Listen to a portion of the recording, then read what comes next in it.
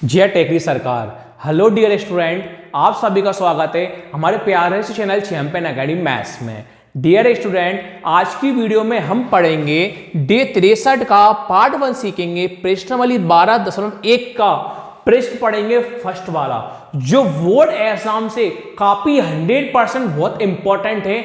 मेरे को लगता है ये वाला क्वेश्चन बोर्ड एग्जाम में आने का चांस है, तो पूरी वीडियो को देखना।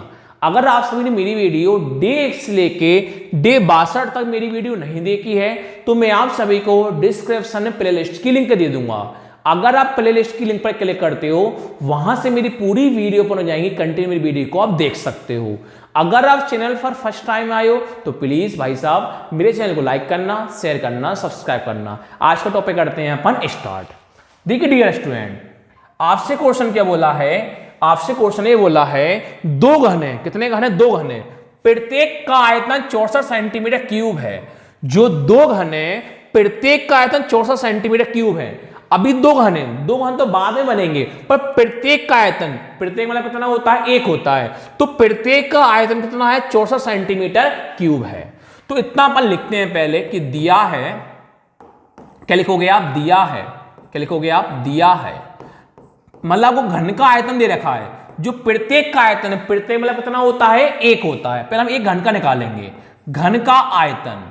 तो घन का आयतन जो है हमारे पास, घन का आयतन कितना दे रखा है? 64 सेंटीमीटर क्यूब। घन का आयतन कौन दे रखा? 64 सेंटीमीटर क्यूब।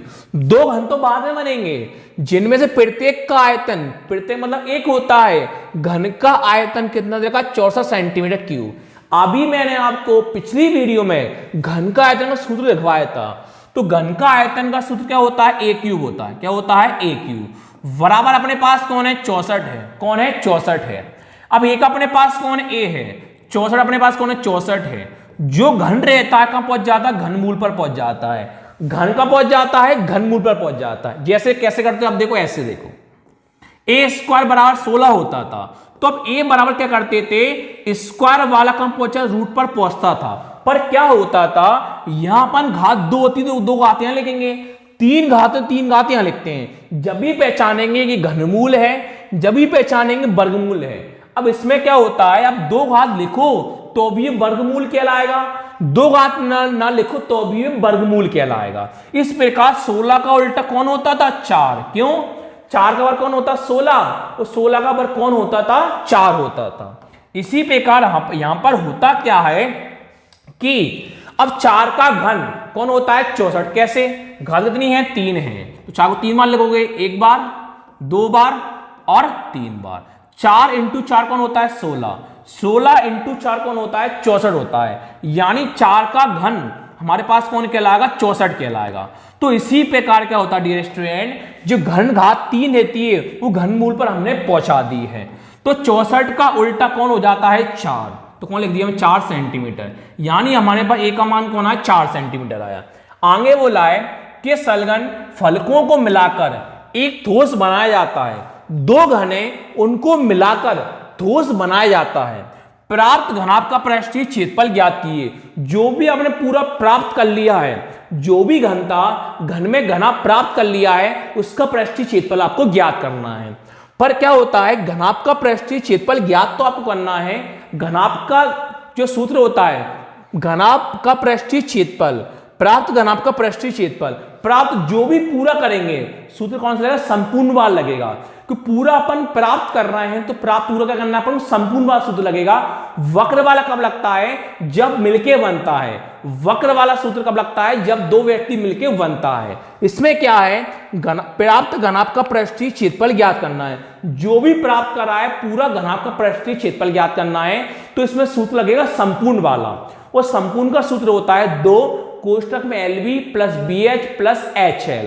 तो सबसे पहले हमें L का मान पता करना है, V का मान पता करना है और H का मान पता करना है। जब L का मान, V का मान, H का मान पता करते हो, जब भी सूत्र में आप रख पाते हो। तो सबसे पहले हम पता करते हैं L क्या होता है, V क्या होता है, H क्या होता है। कितने घन मिल रहे थे? 2 घन थे। तो लिखते हैं अपन,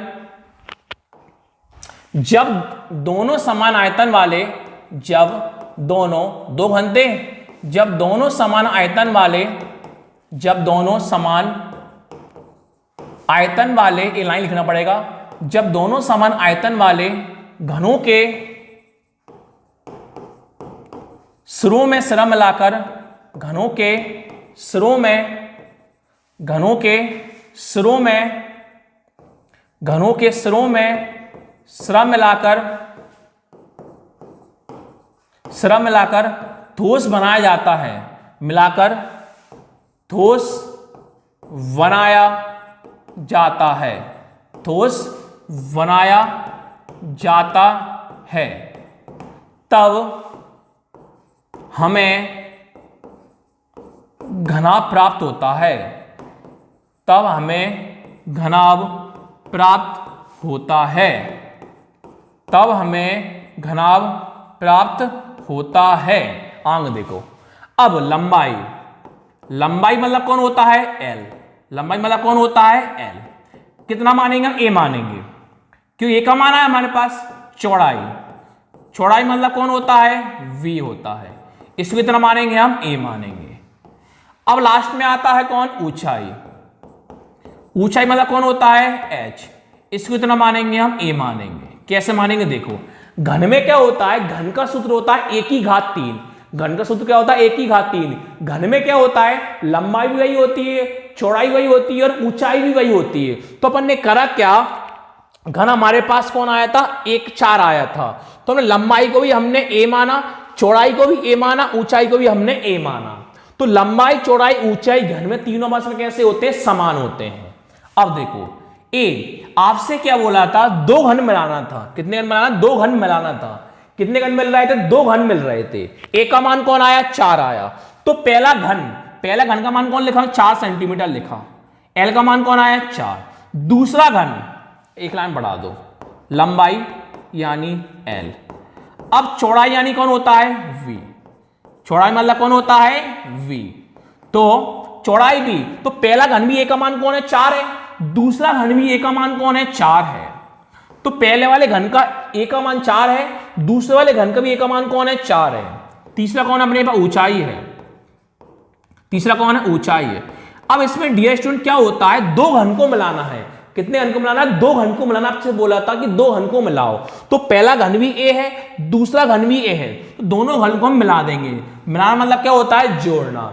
मिलाना मतलब क्या होता है? जोड़ना। तो पहला घन ए है, दूसरा घन ए है, तो पहला घन को दूसरे घन को हमने मिलाया।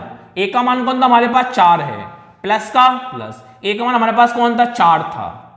ऊंचाई का ऊंचाई, एच बराबर, तो 4 + 4 कौन हमारे पास? 8 हुआ। तो हमारे पास एल का मान 4 आया है, चौड़ाई का मान बी, चौड़ाई बी का मान 4 आया है, ऊंचाई एच का मान हमारे पास 8 आया है, 8 सेंटीमीटर।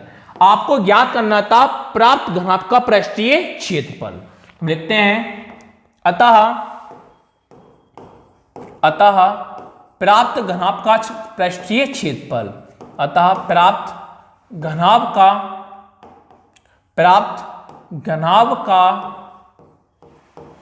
पृष्ठीय क्षेत्रफल, अतः प्राप्त घनाभ का पृष्ठीय क्षेत्रफल बराबर, इसका सूत्र मैंने आपको लिखवाया था, क्या होता है? 2 कोष्ठक में L B plus B H plus में क्या होता है? एच एल होता है, बराबर 2 का 2। एल का मान रख दो। एल का मान आपके पास कौन है? 4 है, याद रखना। एल का मान 4 है, बी का मान 4 है, एच का मान 8 है। एल का मान 4, कुछ ना हो तो इंटू, वी का मान 4 प्लस का प्लस, बी का मान 4, कुछ ना हो तो इंटू, एच का मान 8 था, प्लस का प्लस, एच का मान 8 था, कुछ ना हो तो इंटू, एल का मान 4 था। पहले कौन होता है? इंटू। 4 × 4 16, प्लस का प्लस, 4 × 8 32, प्लस का प्लस, 8 × 4 32। 2 का आपके पास कौन है? 2, कुछ ना हो क्या मानते हैं? इंटू। इन सभी को जोड़ लो, 16 + 32 48, 48 + 32 कितना होता है? 80। तो 2 × 80 कितना होता है? 160। कौन ज्ञात कर रहे थे हम? क्षेत्रफल। क्षेत्रफल में कितनी आती है हमारे पास? 2 आ जाती हैं। तो लास्ट में लाइन लिख देंगे हम कि अतः प्राप्त घनाभ का पृष्ठीय क्षेत्रफल, अतः प्राप्त घनाभ का पृष्ठीय क्षेत्रफल